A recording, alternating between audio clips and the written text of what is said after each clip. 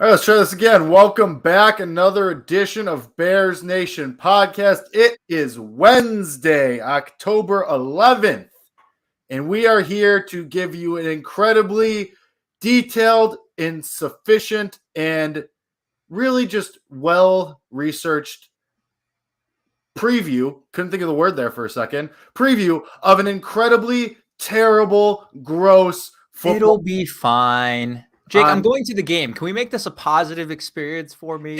Is this not going to be a gross game though? Like this is objectively going to be a gross game. I don't think it is. Now, granted, is it going to be as gross as Broncos and Colts last week? No, because nothing will ever be as gross as that. And that the bar is in hell regarding that. So no, they're probably fine. However, it's probably going to be a gross game. Now, if the Bears play like they did in the second half of the Vikings game, then maybe it's not as gross. Maybe it's a little bit better. But this is Bears Nation podcast. It is Wednesday, October 11th. Myself, Jake Hassan, joined as always by Kevin Lapka to give you a preview of the upcoming Bears Commanders game on Thursday Night Football. And we, of course, are presented to you now and always by BetStamp. Go to BetStamp, use our code BEARS. Get the most informed you can before you make your bets. Find the best prices. Find the best tips. Use BetStamp to put more money in your pocket. Help us help you by going to BetStamp and using our code BEARS so that you can become a smarter, more informed, better. Kevin Lapka, how we doing? Again, I'm going to the game, so we're doing good. I am excited. I'll be honest, I am excited. I haven't been to a game since 2017, I believe. I went to a Monday Night Football. It's actually the game I went to in 2017. I went with my dad again, and it was against the Eagles on Monday Night Football. So this is the third Bears game I'm going to. I went to a Jaguars game, way back in the day. Bears Jaguars at Soldier Field. So 2 of my 3 times watching the Bears, I'll be watching them play against Carson Wentz, which is kind of interesting. And, he lit us up last time because when the Bears played the Eagles on Monday Night Football in 2017, I believe that was the year that they went to the Super Bowl where he was having the MVP season until he got hurt and Nick Foles came in. And it was like week 3. So it was early on in the year. Eagles were rolling and we got rolled in that game. But I'm good, man. I'm excited. I'm excited to go. I'm excited to at least be back in Soldier Field. And I intentionally chose this game on the schedule for a number of reasons. One, I wanted to go to a primetime game. Just they're a little bit more exciting, regardless of where your team is at. They're exciting games. You know what I mean? Whether you're a 1-5 team, a 2-3 team, or a 4-1 team, or 5-0. You know what I mean? I also want to find a game that was relatively cheap, and this game was the cheapest on the schedule, surprisingly. Again, probably given the opponent is one of the reasons why it's cheap. And I wanted it to be early enough in the season where the game still somewhat mattered. You know what I mean? Where you're not eliminated from contention, where it's like there's no reason to go. If they win, they're 3-3. Playoffs are still quote unquote in play. So I wanted it to mean a little bit of something. So yeah, man, I'll be loud. I'll be there. With the rest of the crowd making some noise and hopefully helping the Bears get a W, man. Yeah, the lthink Bears game I was at was Bears Seahawks in the Michael Bush era. It was the game that it was the game that I think it was Brian Urlacher's final season. It was the game that the Bears drove late in the game down to the Seahawks territory, and they had like a 3rd and 1 or something. It was on the goal line. It might have been 4th down, and Michael Bush got stuffed at the line, and basically the game ended there, even though there was 4 minutes left, and the Bears ended up losing the game. It was a very, very long time ago. I think had to have been. I mean, I just turned 25. I had to have been 13 or 14, so it's been at least 10 years. I think it was wild. That is a long time. And now it was a very long time ago. Have you not gone because tickets are too expensive? Is that really the reason why? No, it's just I haven't felt compelled to spend my money on the Bears. It's there's nothing if I want to go, I want to know I'm going to have fun. I would probably go now to a tailgate. If you told me I was going to tailgate, send me there in December for a tailgate game with me and my roommates and the rest of our friends, then yeah, I'm in. Let's do it. And we're just there to have a good time. But yeah, prior to this, the previous, few years, I lived mostly in Champaign for most of the time, so I wasn't really in Chicago a lot. So yeah, circumstance as well, but I would be open to going again if I'm tailgating. Yeah, why not? Yeah, right? yeah, you absolutely should be. Part of the problem is the Bears have, I believe is Soldier Field the smallest in the NFL? I believe it's either the smallest or bottom 3. And when you have the third largest city in the NFL combined with, one of the smallest stadiums in the NFL, it doesn't really pair well for, yes, it is the smallest in the NFL. 61,500 is the capacity of that. Just above that is actually the Cardinals Stadium. That doesn't make any sense. This can't be right. There's no way. How are the Cardinals able to host a Super Bowl if their capacity is only 63,400? That doesn't make any sense because I thought the minimum had to be like 70,000 to host a Super Bowl. And Hard Rock is 65,326. I don't know. But the Bears Stadium is definitely smallest in the NFL. So you combine that with the biggest city third biggest city in America, it doesn't really pair well because a lot of people want to go to a game and you don't have a lot of seats. So demand is high and tickets are insanely expensive at Soldier Field. That's why I haven't gone. But I'm at least excited this Thursday that I know in comparison to years past, really since I've been alive, like there's an opportunity to watch the most exciting player on the field at quarterback, in my lifetime. And that's what I'm really looking for. Like anyone who from now for the rest of the year is going to a Bears game, you're going for pretty much two reasons. Yes, you want to see them win is probably number one. And number two is you want to see Justin Fields do a little something. That's why you're going to Bears games. And the McCaskies should know that. Everyone should know that. That's why you're going to sell tickets. That was our conversation last year of why aren't you starting Justin Fields from week one? He is the reason that people are going to these games and putting on their jerseys and making the trek out to Soldier Field is they want to see him play. So again, the momentum that he built off Minnesota and then going into this game, there's some things I looked up. There's some stats that, they favor the Bears in certain areas. And I feel pretty confident about not only a win for the Bears on Thursday, but also a successful game from Justin Field, one that we're going to talk about in the same way we talked about against the Vikings. You're muted. Jake anyway, we talked a little bit about this yesterday. Obviously, the big thing here is that you want to see Justin Fields build off that second half against the Vikings. Kevin, you were tweeting a lot today about the comments Justin Fields made that he slowed his breathing. He's been working on that in the game, and that seems to slow the game down for him. You were big on that. Obviously, Kevin Lapka, big athlete guy. So, Kevin, just go into a little bit about what you were tweeting about today. Yeah, real quick about that. So we had a post-game press conference. Did you watch any of it, Jake? Did you get a chance to tune in? You're probably working during it. No, I was working. You better, you bet. Yeah, I figured. But so I had to gather from your tweets. So yeah, the one tweet that I made about it. But the first overall thing is people are really upset about his demeanor and his presence in the last press conference last week. He was really down. He was really did not look like he wanted to be there. And I get it. A lot of times when you're struggling, you don't want to face the media. So the last thing you want to do is have to go and talk about your problem. It happened after the Packers game.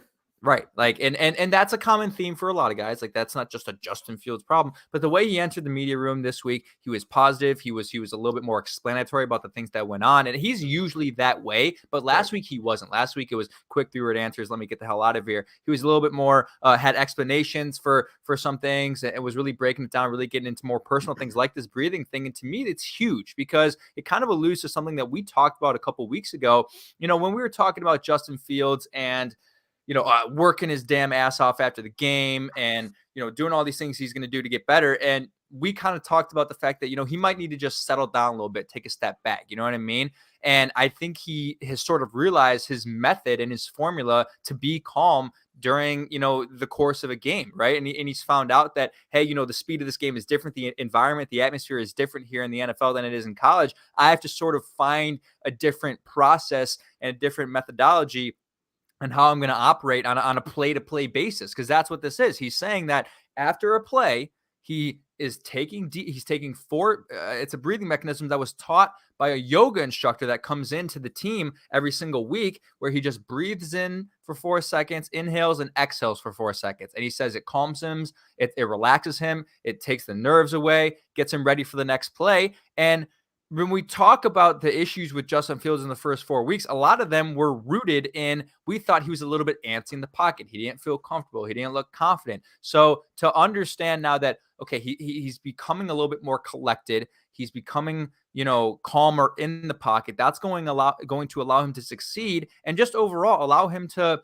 process the game better, to not be overwhelmed by the moment. This is one of the reasons that Justin Fields is really, really good in the bigger moments and has been his entire life, is because he's never too afraid of it. He seems to always be calm in the biggest moments. And that's a really unique quality to have. A lot of people get nervous, or a lot of people just get too excited, and that's damaging as well. So to see him kind of discover that, find that, and watch it work as well is really important. I know there's probably people who say, well, that's just stupid. Well, he needs to breathe to be better. No, like, this is a real thing for a lot of athletes. Baseball players, more than anyone, will tell you this. I mean, when you are pitcher versus batter, and you're the only two players on the field that matter for that split second, like, it's incredible pressure when there's 25,000 people in the whole stadium standing and they're watching just you. Like, on football, there's 11 players on each side of the field. You can direct your eyes to anyone. I mean, you're most of the time directing it to the quarterback, but if you're in that stadium, you can watch anyone. In baseball, it's just the pitcher. And that pitcher in that moment is the only one on the field who's about to make a play with the ball. He throws, same with the batter. So it requires a lot of, mental strength to walk in there and be comfortable. And a breathing mechanism is a very, very common thing for a lot of athletes. So I'm excited to see that he adopted that. Yeah. I mean, like I said a little bit yesterday, at least it's happening now. And the big thing is going to be, okay, does this continue? Do we have to keep hearing about, oh, well, the breathing and the concentration and the calming down, or is this just a one-off and we never have to hear it again? Like, now, I would prefer that we never have to hear about this again, because like I said on a previous episode, in the recap episode, I don't want this to be, oh, well, there's the happy feet. Oh, well, there's this, oh, there he's getting excited. Like, if Justin Fields is the guy that we think he is, then we're never going to hear about this again. So, I mean, Thursday is the first real test of that. Absolutely is the first real test. Well, he talked about he was doing it during he was doing the breathing thing during the Giants game as well. So this is not 2 games where he's been doing it. Right, but he did again. Yeah.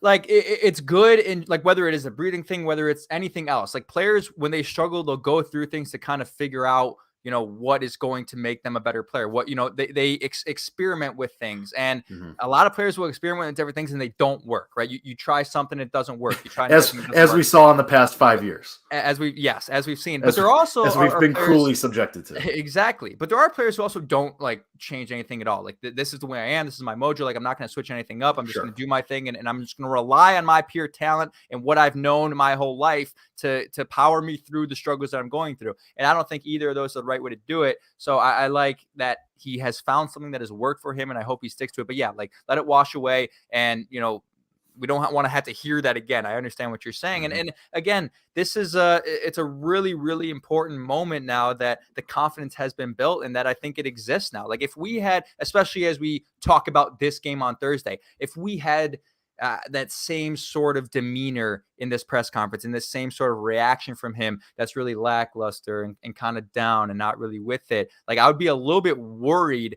about that. But it seems like he saw the results. He understood that a couple of things that he changed going into that Minnesota game worked, and that's something to build on. And now he's sort of built that foundation of, hey, I just need to, get a good game out of the way. Like, I just need to get a good game in, right? And we talked about when you play basketball and you're missing shots. I don't care if you play pickup or you play in the NBA. When you miss a couple shots, sometimes you just need to see the ball go through the hoop. You know what I mean? He just saw the ball go through the hoop against Minnesota. And once you see that ball go through the hoop, then you start raining in the threes. Then Steph Curry starts pouring in 10 threes a game. And I think that's what we're going to see from Justin.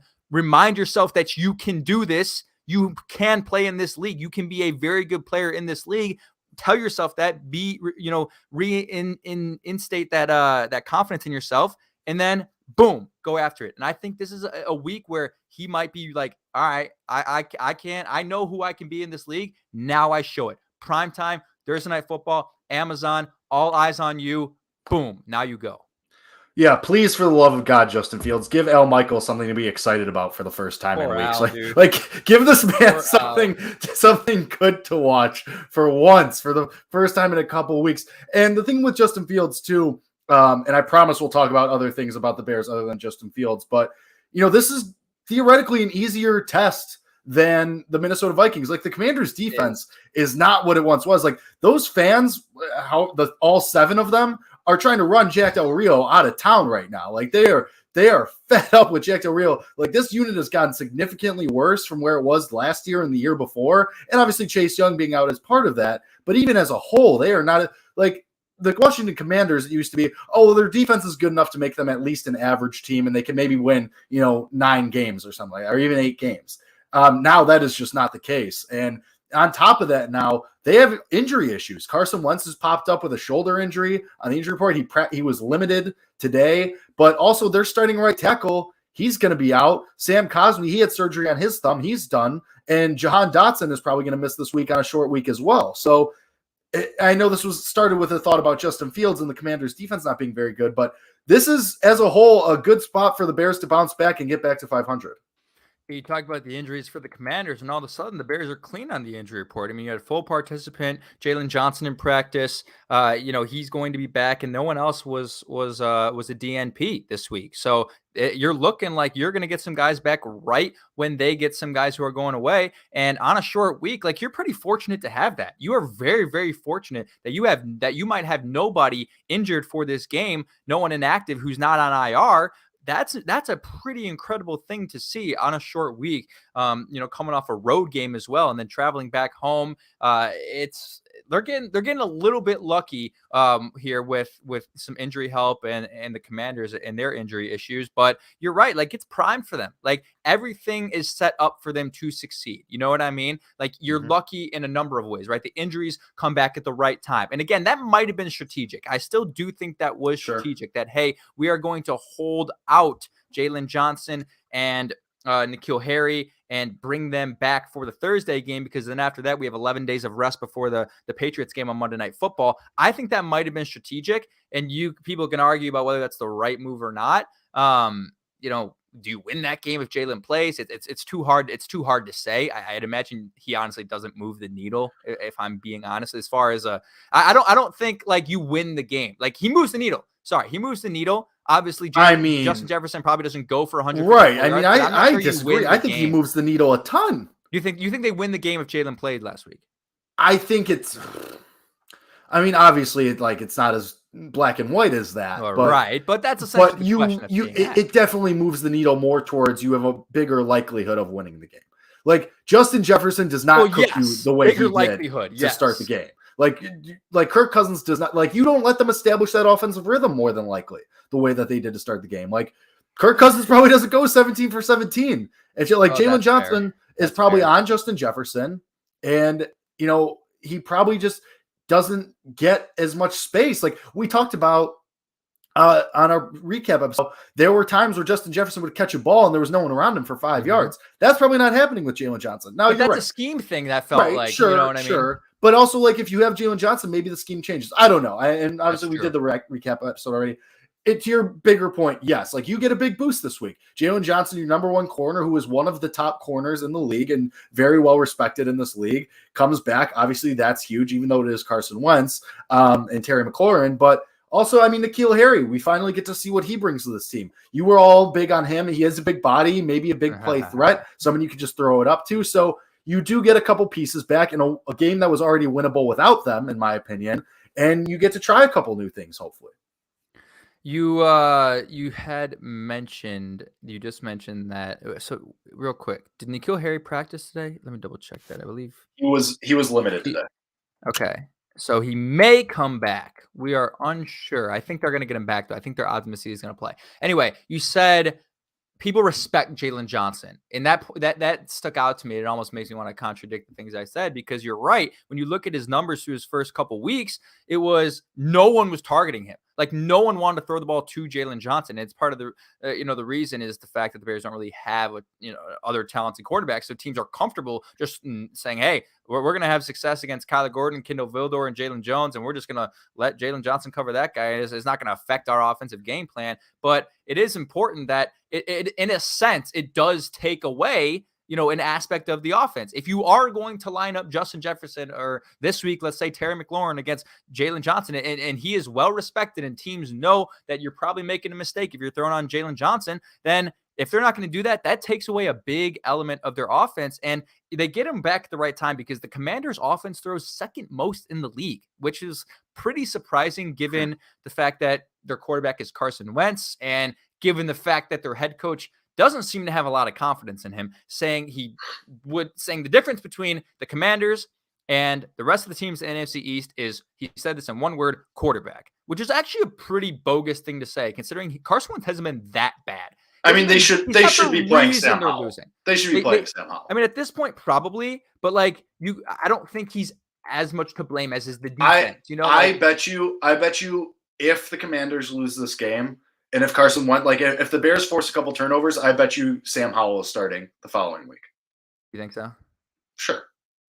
I think that's fair. You got 11. Like how many times are you going to live and die by Carson Wentz to the Titans? The Titans aren't very good, and he throws a pick at the goal line. Like at some point, the switch, like even in preseason, we were hearing that Sam Howell looked better than Carson Wentz.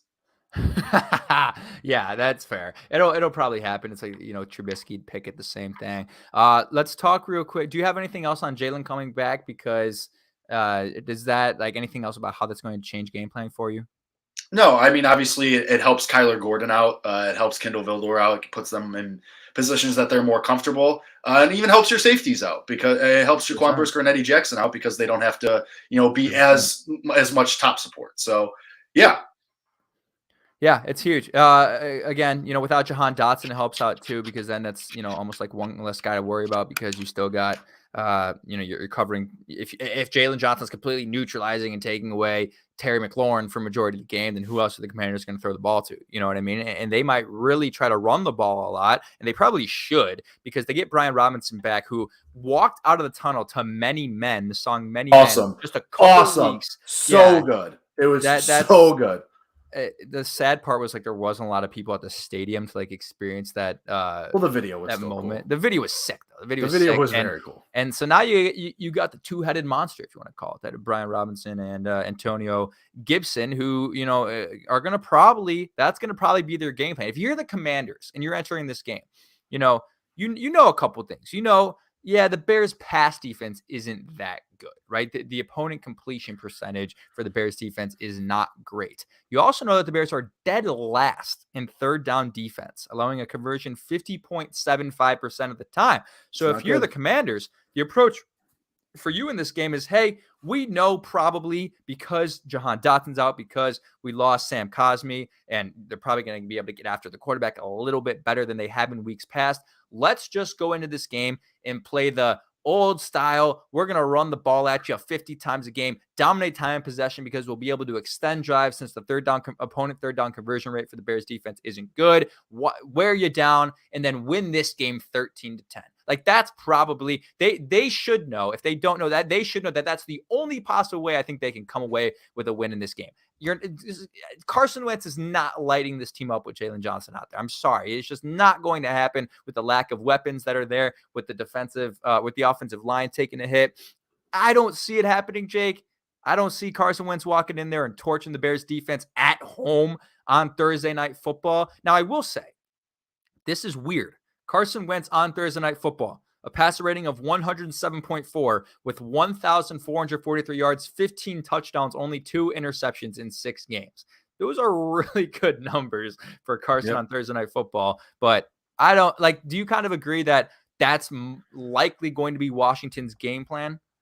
Yeah, I mean, it has to be. Every single time, every single other team that is why can't I speak right now? Every single opponent the Bears have faced, they've allowed them to run the ball. I mean, obviously the Giants game being the big one, but I mean, Dalvin Cook had 94 yards. AJ Dillon and Aaron Jones, mostly Aaron Jones ran all over you as well. The 49ers game you kind of have to throw out because of the conditions, but every single opponent that you face has been able to run all over you. The Bears have one of the worst run defenses in the entire league. So yeah, I mean, especially with Carson Wentz dealing with something on his throwing shoulder as well, that's what they're going to do with Brian Robinson back and then Antonio Gibson. That's going to be the game plan. Now, them the Commanders missing their starting right tackle, that's going to open something up for you. Charles Leno, old friend, is back too. He just came off an injury, so he might not be totally at 100%. So this would be a good time for the Bears pass rush to actually show some signs of life and be like, hey, we're still here. Robert Quinn, this is a great time for you to be like, hey, I still exist. Coming off that record-setting year last year, I can still be a contributor. I can still help this team. Now would be a great time because you're going to need it. And so now is going to be the time for the run defense to step up. Now would be a great time for Roquan Smith to show up and start flying around the field like you're accustomed to him seeing from him too. So yeah, the Commanders, given the circumstances and also given that the Bears defense has been bad against the run, I expect them to run the ball a lot. It's just, are the Bears going to be ready for it? I mean, they should be ready for it. Again, no, like this is all part of what we talked about last week we didn't really believe that Allen Williams in the games against the Giants and the Vikings did a great job of game planning and taking away the stars and taking away the strengths of the opposing team. Like, what those two teams specifically are presenting to you. And again, the Vikings are so talented in offense that they can present a lot of things at you. And it's hard to just, focus in on Justin Jefferson because they can kind of beat you with Dalvin Cook. But when you look at the Giants, I mean, two things. That Saquon Barkley they're gonna run him like crazy, and they're gonna try to probably do a little bit of play action and get Daniel Jones on the move. Those are the two things that you should know. They were missing a ton of guys on offense. And then Kevin, they did. Exactly, which is why I'm worried. Yeah, shocker. They did. Wow, look at that. Who would have thought? So going into this game, Allen Williams needs to say, look, we're going to load the box on a lot of these early downs. They're not going to try to throw the ball on first and second down. Load the box. Put them in third and long situations. If your third down defense is that bad, now the problem with that, though, is be in 3rd and 3. The problem with that, though, is like, even though this is Carson Wentz and we clown him a lot for not being, as good as he was with that 1 year in the Eagles before he got hurt, Carson Wentz can still throw a deep ball, and Terry McLaurin's a deep ball threat. Like, he'll burn you. So you still have to, you can't just sell out completely for the run. Like, you can't go full on send the house, because first of all, you didn't even do it when Saquon Barkley was running the Wildcat. So what makes you think they're going to do it here? But, Carson Wentz will still burn you. Like, you can't allow Terry McLaurin to get behind you. And granted, Eddie Jackson has played really, really well, and we both think Jaquan Brisker's a stud. So utilize those guys. Don't give up that big play that ends up being the reason you lose. Like, still play smart, but know that they're going to use the run a lot. Yeah, and a lot of times, the way that happens is the run opens up the pass, and they're so successful in the run game, then you bite too hard, and then you get beat. You know what I mean? So that's why, don't even allow them to get a run game going, because that's what scares me is if they get that run game going, and then it's an adjustment now in the second half that, hey, we do have to stack the box. We do have to kind of load it up and stop the run game, and then they got them right where you want them. They have you right where you want them. Where they are able to say, so now they want to stack the box. Now they think we're going to run, play action, boom, Terry McLaurin over the top touchdown. And I think we might have even seen that a couple times in the Giants game. They didn't connect on a couple of those because Sterling Shepard. We talked about it a couple times. Kyler Gordon got cooked. Yeah, exactly. So, you stack the box and you leave a couple of those guys on an island and you got some risk there. But again, I do think this is a game where that defensive front will shore up a little bit. We're waiting for that moment where Robert Quinn, exists, and I think this is a chance for it. But it's really, it's when you're talking about the run game, or the run defense rather, it starts with Justin Jones and Armon Watts and those guys and Mike Pennell Jr. up front. Like, it's up to those guys to really, set the tone at the line of scrimmage and make plays. And also, I don't believe Al-Quadin Muhammad is helping your team at all right now, both as a pass rusher and as a run defender. So at this point, make Dominique Robinson a starter this week. Like, the guy flies around the field. Like, what? That's a bold, a statement. That's a pretty bold stance. I mean, it shouldn't be that bold. I mean, he needs to go at, they need to, again, this goes back to the whole conversation of why not try? You're getting nothing out of Al-Quadin Muhammad. You're getting inconsistency from Travis Gibson. One day he might have 2 sacks. The other day he's man. I mean, that guy. Travis Gibson, is he the most tantalizing player on the roster not named Justin Fields? Oof, he might be. I mean, that guy is some of the stuff he does, you're like, hell yeah, like that steal of because he was 4th round pick, like, hell yeah, super athletic. This is what you drafted him for. Yeah. And then the other times he disappears. Yeah. I mean, and most of the time he disappears, you should say. Right. He was a 5th round pick. That's right. So,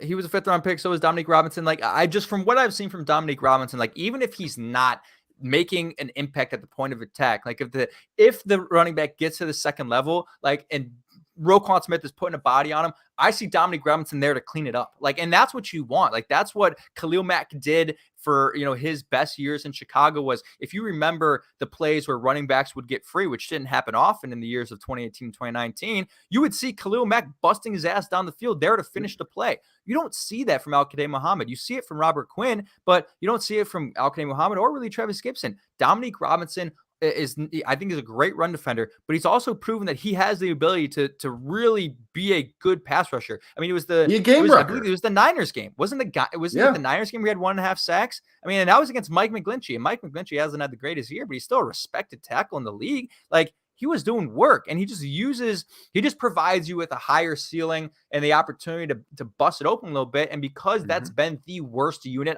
it's the worst unit on the team. I think it's even worse than receiving core in the offensive line. Well, I don't know about that. Front. I mean, offensive line, I'll give you. I don't know if they're worse than the receivers. Okay. Sure, the receivers are pretty bad. Okay, but that defensive front has really needs some help, and I think Dominique Robinson can do that. I think they make him a starter. I'll just bold prediction. I think he's a starter. I think here's the thing with Dominique Robinson too. Like, El-Kadim Muhammad, he's been in the league a couple of years. Like, this is probably just what he is. Like, it's probably just what he is. He's probably just okay player. Right. Dominique Robinson, he's a rookie. Might as well see what you have. Like, you're the Bears. You don't have a lot of talent to work with. You might as well start these guys and give them the opportunities to play and see what you have. Absolutely. And the thing with him is this is almost unexpected, because what we talked about all offseason was, okay, he's very early in a transition from a different position. He's not going to get a lot of playing time because he's not ready to play at the NFL level. Apparently he is ready, because he's done it, and he did it against a pretty good offensive line. But also, the best way to develop a player is to get them game reps. This was the exact thing we talked about with Justin Fields last year. The best way to become a better player is to experience in-game situations, understand how to operate against the better players in the league. You're only going to benefit from playing better offensive tackles, because you're not playing the best guys in practice. Larry Borum's good. He's not great. Give him a chance to go up there against some of the better tackles in the league and let him see what he can do, and if he gets neutralized, that's fine. Now he knows what works and what doesn't work, Right. So again, there's only positives in playing young players, and you really think about it, right? Think about the better teams in the league that are perennially good. Perennially, that's a hard word to say. Perennially good. You got the Patriots and the Steelers, and is that a word? It is a word. Perennially? Right? Yes. That is, okay. Yes, it is a word. So do you know when you say a word too many times, you start to think it just doesn't sound right? Yeah. It starts to sound like something that's made up. Yeah. Yeah. But you look at the better teams in the league, and the common theme is they just play young guys. They give their young guys an experience, and then those guys thrive. Like, Bailey Zappi just walked in as the Patriots third string quarterback and looks better. Bailey Zappi might be their best starter. Right. And it's like, but here's the point that you're making is, you got lucky that you learned that because of injuries, but how else would you learn that? Right. Like, how else would the Patriots have known 24 years ago if Tom Brady was going to be good? Like, they got lucky that Drew Bledsoe got injured, and then they found this thing. Like, don't wait for guys to get injured to find out what you have. Give them a chance beforehand. This was the Thomas Graham conversation we had last year, right? Right. Who also got cut by the Browns. Oh, reunion? Kevin Lapke, are you calling for the Thomas Graham Jr. Bears reunion? Let's go. That'd be pretty crazy. Go. I need it. Well, okay, speaking of young guys and getting their chances, especially on defense, do you think, because I saw this float out there, do you think the Kindle Vildor interception is any chance of that being a launching point for him into being a better player or being like a more confident player? Because this is his fifth year? How many years has Kindle Vildor been around? It's been a while. This is his third. No way. Yeah. Really? Drafted in 2020. Yeah, it's his third. Wow. Damn. Yeah, it feels like he's been around for a while. You're probably thinking this is his third year. Duke Shelley's been here for 25 Honestly, years. I probably interchanged the two of them. Here anymore, probably right. Yeah. All right. Well, okay, so my question stands then. Because he's a guy who's in the beginning stages of his career. I just saw this photo. Like, do you think Kindle Vildor that was a sign of like his breakout moment? Any belief in that? I don't have belief that he's ever going to break out. Like, he's never going to be super reliable, But I think we've already seen and are going to see a raising of that floor of, hey, he's no longer a liability out there. And really, at this point, that's all you're looking for because, man, last year, the guy was a liability. I mean, the guy was almost unplayable at points, throughout the year last year. He was getting picked on. Teams would understand that he was the worst cornerback on the field, and they would go after him, and they would not be afraid to do it. I think we've seen a more confident player, and we've seen an improved floor from Kindle Vildor that at least makes it, he's made a lot of good plays. Like that interception and, weeks prior, he's been knocking the ball away, getting a lot of pass deflections. Like, he's been pretty dang good. And really what it comes down to is cornerbacks, I think in general, we're learning, and we kind of know this, but we've really seen with a lot of our guys recently, it sometimes takes a little bit of time. It's like corners coming out like very up and down, and we've already seen it with Kyler Gordon. We saw it in the past with Kyle Fuller. I mean, there are guys who are bona fide blue chip players the moment they come in. Jalen Johnson's like one of them. A lot of first rounders are. But when you think about late round, well, Jalen Johnson wasn't a first rounder.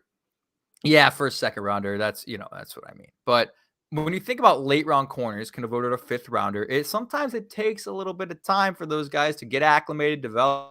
And he's at that point. Year 3 is where you either make it or break. You find out if the guy's good or he's goodbye, cut, probably onto another team. When you talk about like a fifth round corner like him, so I think he's at a point where he's already proven. If Jalen Johnson comes back,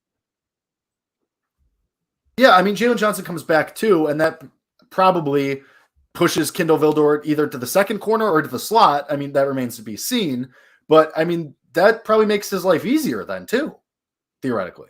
100% makes his life easier. You think he wanted to be the CB2 having to guard Justin Jefferson at times? No, like he's just like, again, it's all with context who these guys are supposed to be. Like, you can't expect Kindle Vildor to be a first rounder when he was drafted in the fifth round. You have to sort of evaluate it in that sense where we should know what his ceiling is. Let's not try to put his ceiling as a first rounder right now. Let's just see where he can get to. And I think he can get to that point where he's a serviceable enough cornerback who's not a liability, who's just there to make a couple plays and not allow a big play, right? Like, he's never going to be an 8 interception guy. He's never going to be a lockdown corner, but he could be a valuable piece to your team, and he has to be evaluated like that's his ceiling, not like, oh, he's the next Jair Alexander or the next Jalen Ramsey. Like, you can't expect that from certain guys who haven't shown it like that. Be the next Duke Shelley. Be the next, what was his face? Bryce Callahan. Like, just be those guys. Yeah, that's a good I'm fine with that. Yeah, undraft. Right. Yeah, like Bryce Callahan was really good. Right. Yeah. Bryce Callahan put a couple really good years in. Yeah. So, right. Exactly. So we'll see. Let's switch back to the offensive side. We are probably going to see another week of Sam Mustipher at center. Certainly seems that way. Lucas Patrick at left guard. But I mean, listen, if Justin Fields could put together that second half with Sam Mustipher, fine. I mean, maybe it's a Justin Fields thing. Maybe that's who he's comfortable with. Maybe that's just how it's going to work out. Fine. If he has a clean game and Justin Fields has a good game, comparable to the second half of the Vikings game, fine. I'm willing to roll with it. Sam Mustipher, is he probably going to make a bad penalty here or there? Is he going to botch a snap here and there? Fine. But if Justin Fields is playing that's not fine. You can't do that. Let me finish, Kevin. If Justin Fields plays well, I'll take that. And then eventually in the next offseason, the next free agency period, then you make the upgrade. But as long as here's the thing that it's always going to come back to. And I think we may have lost sight of this in the beginning of the year. Everything else doesn't matter. And maybe it's because it took this long for Justin Fields to have his first good game. But as long as Justin Fields progresses, the rest doesn't matter. Because we know Sam Mustipher probably is not going to be your championship center. But if Justin Fields is progressing and stringing together good games, that doesn't matter because you can replace Mustipher in the offseason. So, I mean, really, as long as Fields plays well, the rest really doesn't matter because you're not winning a championship this year. Mustipher is not going to be your championship center. So just take the silver lining, which is Justin Fields playing well in my eyes. Well, yeah, there's a silver lining to it, but there's also, you're not wrong for expecting it to be better. You know what I mean? Oh, 100%. I'm not saying yeah, all right, Sam Mustipher, fine, this is what it is. No, you can expect better and you can demand better for sure. It just seems like right now, given everything that's happening, better is just not coming soon, and it's probably not coming at the earliest until Cody Whitehair is back. But yeah, I mean, Like it just seems like the Bears are unwilling to shift things around to the point where Mustafa's not starting center. You're 100% right. And I don't believe that's because Justin Fields is advocating for him to be. There's no way after he snaps the ball into his chest when he's trying to change a play at the line of scrimmage that he's like, oh yeah, Sam Musa, I love that guy. Bring it back out. No, right. Come on, is that not the reason you brought in Lucas Patrick? You didn't bring in you didn't pay Lucas Patrick money to play guard. Like, he can do that, but that's not why you paid him. You paid him to be the center. You knew, like, Ryan Poles is an idiot. I mean, maybe he is, but I don't think he is at this point. It's too hard to tell. We hope not. But God, we hope not. He's a former offensive lineman. His whole thing is, I'm going to be the offensive line guy. I'm going to bring in good offensive line players. That's, part of the main reasons he was hired as the GM. If I had to guess, he probably looked at the roster back in, February when he was signed as the GM and was like, oh yeah, this whole Sam Mustafa at center thing, that can't work. Our top priority in the offseason is to go get a different center, not, hey, keep Sam Mustafa. We'll throw money at Lucas Patrick and just have him play guard. I think there's I don't know what is throwing a wrench in their plans for that. It could be this whole idea that, he works really hard in practice and he deserves to play because of that, which is stupid. Or there is something about the snapping of Lucas Patrick that just isn't there yet from a health standpoint. It just doesn't make any sense. But those are the only two logical explanations, because in no world where everyone is healthy should Sam Mustafa be playing. So, but you're right. Like, it's if he's not fucking things up, because against the Giants, he was damaging to the team in a negative way, like damaging to the team. Like, guys were getting right through the defensive or the offensive, the interior offensive line, and he walking right past him, and he was damaging against the Vikings because he, had that, he's going to snap the ball into Justin. At some point, Justin's not going to be able to recover it. And you're going to turn the ball over at the beginning of the game. Like, God, what are we doing? But, I don't know. I'm a little bit worried about the offensive line just because somehow, some way, the Washington defense is pressuring quarterbacks at the fourth highest rate in the league at 27.9%.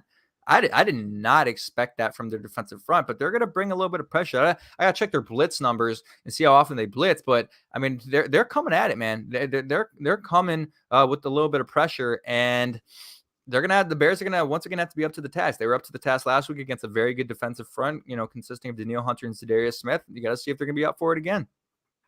Well, granted, also I'm trying to look at the Commanders' previous games. I mean, granted, they played the Titans, the Cowboys. Eagles have a good offensive line. The Lions and the Jaguars, like, those aren't the most stout. Like, especially the Cowboys have a good and the offensive Titans. line. But I'm saying, especially the Cowboys and the Titans, like, those offensive lines aren't in great shape. But yeah, I digress. All right, Kevin, shall we do some predictions? Yeah, we could jump into some predictions. Let's do it. All right, let's jump into our predictions and our bold predictions, and that will obviously lead into our final game prediction. Once again, reminder, Bears Nation podcast brought to you by BetStamp. Go to BetStamp, use our code BEARS. They will help you become more informed. They'll help you find the best prices. At the end of the day, BetStamp's can help you put more money in your pocket. So help us help you. Go to BetStamp, show them some love, show us some love. Use our code BEARS. Everybody wins. Everybody gets a little bit of money in their pocket. You love us, right? We love you. So ideally, you'd want to help us out then. That's why we're trying to help you out by sending you to BetStamp to use our code BEARS. Go to BetStamp. Be smarter. Win more money. Help us help you. All right, Kevin, let's get into some predictions. What do you got? So I'm going to go bold prediction here. I think the Bears score 24 points in the first half of this game. We talked about the adjustments that they made at half. I thought that was going to be the end of it. I thought it was just going to be the Bears scored 24 points, and that was going to be the end of it. I was like, wow, that's coming out hot. That's bold. Yeah. No, first half, 24 points. Look, the Washington football team, they're allowing 15 points per game in the first half. That's a lot. Now, the Bears are allowing 16, so they're worse than the Commanders in that category. But that's not good for Washington. And at home, they've already shown the ability to come out a little bit hotter. I mean, I guess I can't say that because they were pretty much shut out in that. Did they end up scoring in the first half against the Niners?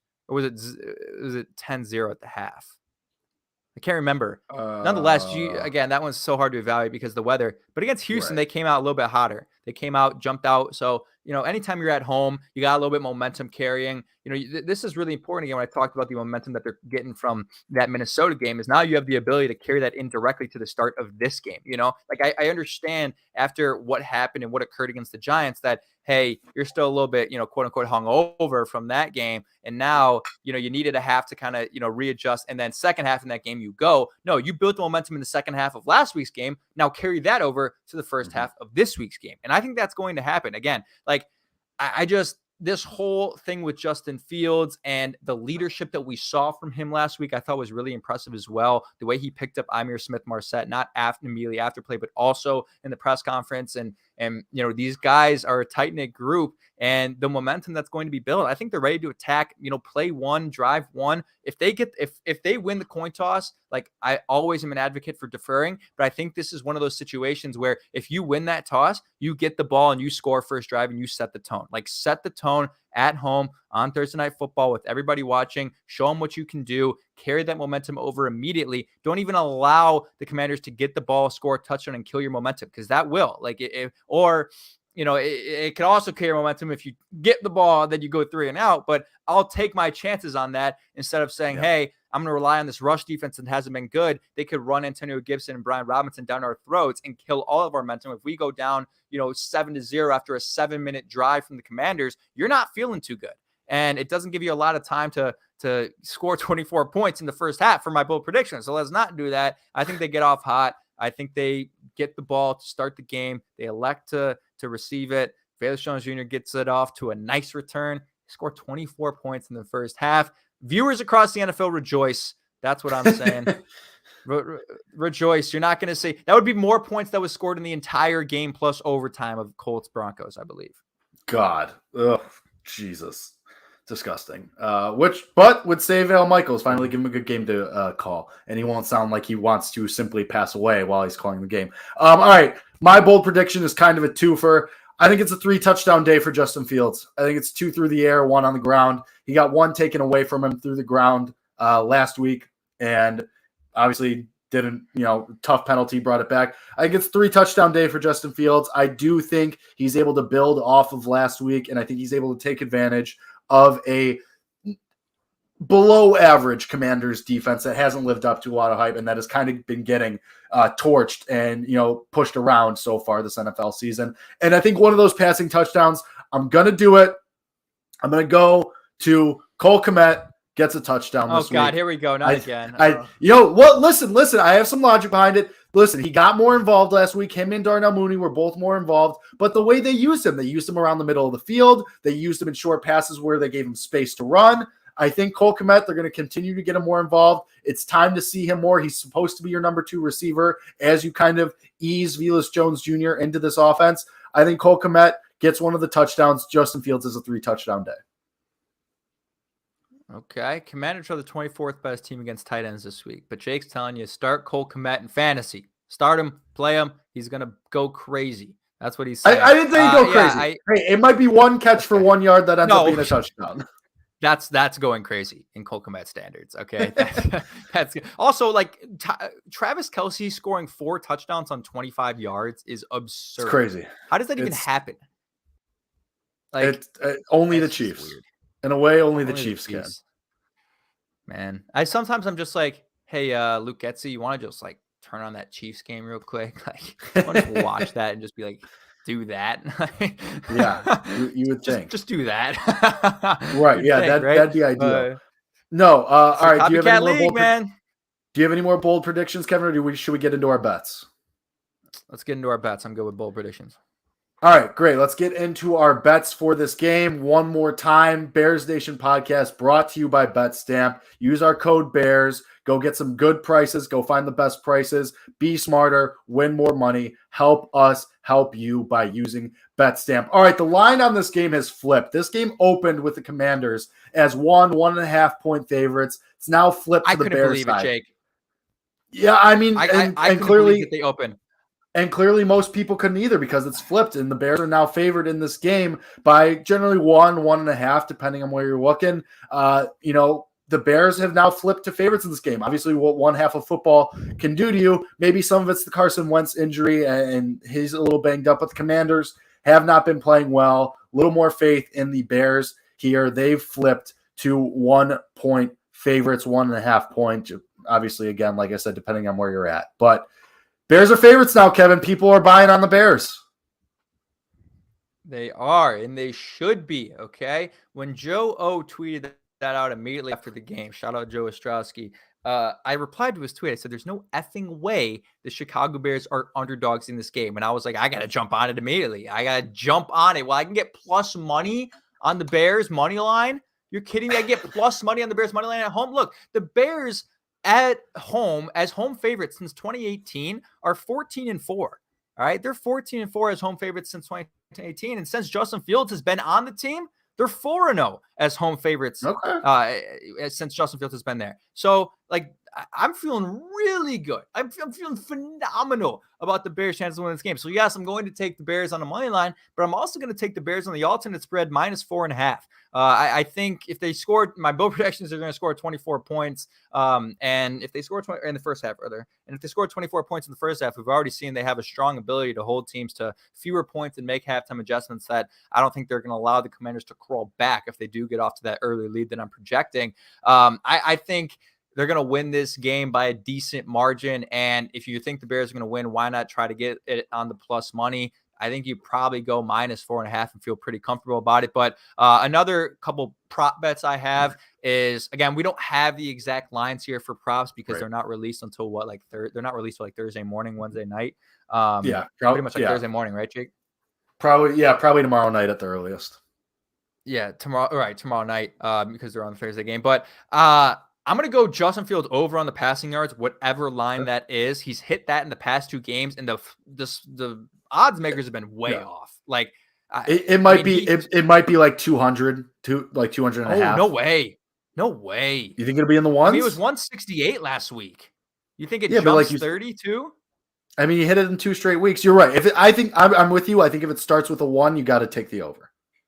Yeah, let's put it that way. If it starts with a 1, you got to take the over, even if it is 200.5. I think he's gonna eclipse that. He's shown again this whole confidence thing and the way he's hit those overs in the past couple games. I feel confident about it. I'm also going to go take the over on Darnell Mooney receiving yards. They've been hitting him on the deep routes. I think he's going to get another one of those. So you imagine that he'll get at least half of his yardage prop on like a 30-40 yard pass from Fields. And then if they just target him a couple more times, he'll get the rest of that pretty easy. So I'm going to take on the props Justin Fields over passing yards and also Darnell Mooney over receiving. Yeah, and for me, it'll be obviously I mentioned the Cole Kmet anytime touchdown. I like that. I also like the Justin Fields over on passing yards. I'm also going to give one out. Every single time every single game the Bears have played, opposing running backs have gone over their rushing prop. Brain broke for a second there. So who you got to do Robinson? I think Brian Robinson, he's going to be the lead back. I think probably, again, he obviously showed that he was healthy last week. I think he was the guy. I mean, coming into the season before, he got carjacked, he was the guy. They loved him there. He was going to be the lead back far and away. It wasn't going to be close. So, I mean, you got to imagine because of that, it's going to be a pretty low total. I would take Brian Robinson over on the rushing yards for sure, on top of the Justin Fields passing yards and the Cole Kmet anytime touchdown. I do like the Darnell Mooney look too. I think they might spread it around, so that kind of scares me a little bit, but definitely the Fields passing yards, definitely the Cole Kmet touchdown, and the Brian Robinson over rushing yards for me. So go put those all in. Go to BetStamp. Use our code BEARS. Find the best possible price. Become smarter. Find the best price. Win more money. Help us help you by using BetStamp and using our code BEARS. All right, Kevin, let's do it. Final score predictions. Shocking. I wonder who I'm going to take after the past 54 minutes of explaining what I think is going to happen in this game. Yes, the Bears are going to win this game handedly, 34-20. Lock it in. I feel good, Jake. I feel great. I feel great about this pick. Again, those numbers are really meaningful to me. 4-0 as favorites at home since 2021 and 14-4 as favorites at home since 2018. I think we've already seen, not just from a record standpoint, they're 2-0 at home this year, but also just it just looks like they play a little bit different at home. You know what I mean? It looks like they play with a little bit more intensity. It looks like they get after the ball a little bit quicker. They're a little bit more excited. They really feed off the energy of the crowd. On Thursday night at Soldier Field, Amazon Prime coming to town. It's early in the season. Bears fans are going to be ready to go for this game. We also, Jake, did not address the fact that I will be witnessing the highlighter uniforms, the all orange. Oh, true. We didn't talk about that. You are probably not a fan of, right? I don't remember what your reaction I'll wait was. till I see them on the actual TV screen, but they're fine. I think you could have done something cooler, but they're fine. I get it. Yeah, I agree with that. That's really that should be the conversation. Is they're not bad, but something cooler. It just felt lazy. It felt a little lazy. Like it's a comparison game because you look at the Bengals all whites with the black. Right. Like, exactly. Oh, it's so exactly. Sick. Yeah, so it could have been better, but they're gonna feed off the energy of the new uniforms. It's gonna be great. Now the fans are gonna be loud. They're gonna be ready to go. They're gonna, they're already feeling more positive. No booze. We're not gonna hear any of that. We're gonna feel good. 24 points in the first half, 10 points in the second half. Bears win 34-20. Take the alt spread -14. I mean, sure, the odds on that are probably through the roof. But I'm feeling really good about this one, Jake. And I don't know, am I dumb to feel that good? I don't know. You tell me who you got. I'm also going to go the Bears here. I think they win 27-17. I think he's going to have his struggles. I think I predicted 3 touchdowns from Justin Fields, 2 passing, 1 rushing. So I think the Bears offense is able to get going a little bit here, and I think they're able to make something happen. This is a game you should win. I mean, no two ways about it. Like, this is a game that the Bears should win. The Commanders are not a very good team. Like I said on the recap episode after the Vikings game, if you want any shot of being in the playoffs, you got to win this game. And I know it's silly to have a must-win game in Week 6, but if you want to even have a chance to sniff in the playoffs, this is it. Now, again, ideally, like we talked about, Justin Fields plays really well. Offense plays pretty well, and you still lose the game anyway, and you secure the higher draft pick because at the end of the day, talent acquisition should be the number one goal here. But I do think the Bears will win this game because the Commanders are just such a dumpster fire.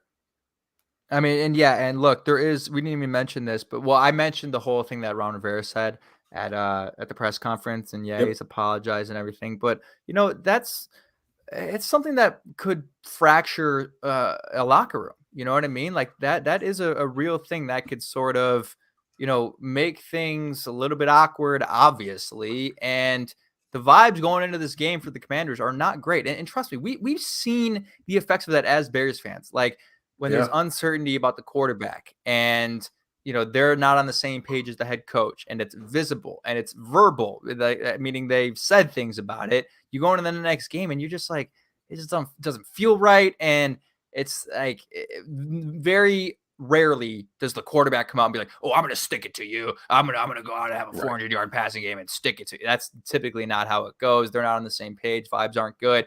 Everything is in the Bears' favor right now for this game, from an energy standpoint, from a momentum standpoint, from a matchup standpoint. I would be really, really shocked if they lost. Yeah.